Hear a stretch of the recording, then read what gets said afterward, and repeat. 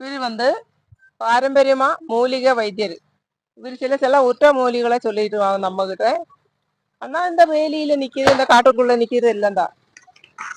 ஆனா அது ஓரோரோ பச்சை மருந்து நமக்கு தேவையா நமக்கு தேவையில்லையான்னு தெரியாது. இப்போ நாட்டு வழியில இப்படியே கிடக்கு. ஆமா, அது ஓரோன்னு புரிஞ்சாதான் தெரியும். இப்போ அவரு சொல்லுவாங்க. ஆமாங்க, எதுக்கு இது, இந்த மருந்து எந்த வியாதிக்கு? ஐயா வணக்கங்க ஐயா, என் பேர் ரமேஷ், திருப்பூர் இருந்து பேசுறேங்க ஐயா.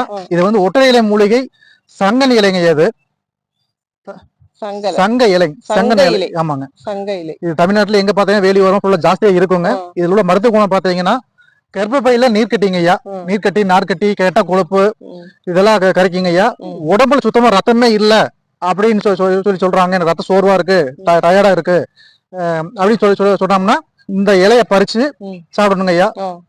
அதுபோக பாத்தீங்கன்னா வெள்ளை அணுக்கள் ரொம்ப கம்மியா இருக்கு, எனக்கு நாள்பட்ட புண்ணு ஆறல அப்படின்னா இதையும் உள்ள கொடுத்துட்டோம்னா அந்த வெள்ளை அணுக்கு ஜாஸ்தியாகும், அந்த பருவத்தை அதாவது தோட்டத்தை சரி பண்ணி அந்த புண்ணை கூட ஆற கொடுங்க ஐயா. கர்ப்பப்பையில நீர் கட்டிக்கெல்லாம் ரொம்ப பெஸ்ட்டுங்க ஐயா இது, இந்த மருந்து.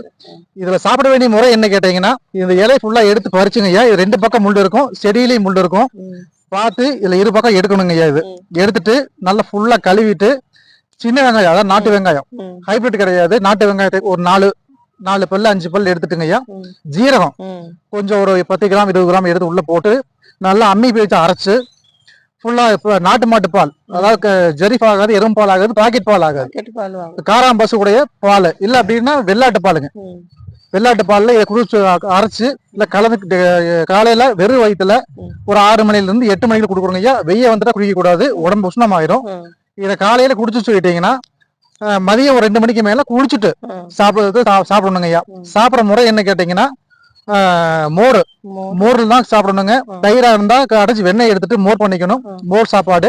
இல்லாட்டி தக்காளி சாப்பாடுங்க, தக்காளி சாப்பாடு சாப்பிடலாம், இல்ல தக்காளி ரசம் வச்சு சாப்பிடலாம். இது இதை சாப்பிடணுங்க. மத்திய என்னன்னு கேட்டீங்கன்னா, கோழிக்கறி ஆகாதுங்க ஐயா, அதாவது நாட்டுக்கோழி ஆகாது, பிராய்லர் ஆகாது, நாட்டுக்கோழி முட்டை ஆகாது, எலுமிச்சம்பழம் ஆகாது, புளி ஆகாதுங்க ஐயா, புளி ஆகாது. சாப்பாட்டு வகைகள் என்ன செய்யணும், பயிர் தட்டைப்பயிர் ஆகாதுங்க ஐயா, தட்டைப்பயிர் சேர்த்தக்கூடாது. பழத்துல அதாவது புளிப்புத்தன்மை உள்ள பழம், ஆரஞ்சு பழம், புளிப்பான பழம் எடுக்கக்கூடாதுங்க ஐயா. இதை பத்தி நீங்க நேரம் என்ன பார்க்கணும், இல்ல எனக்கு இது பத்தி தகவல் சொல்லுங்க, ஒவ்வொரு மருந்தையும் எனக்கு சொல்லுங்க அப்படின்னா, நான் திருப்பூர்ல கூடியிருக்கேங்க ஐயா. என்னோட போன் நம்பர் நான் சொல்றேன், நானு 7826 ஐயா 91 95 94 ஐயா. என்னுடைய பேர் ரமேஷ். நீங்க ஏதோ உடம்புல எந்த வியாதியும் எனக்கு கூப்பிடுங்க, நான் ஆலோசனை சொல்றேங்க ஐயா. நன்றிங்க ஐயா. அவர் சொல்லுது இந்த மருந்து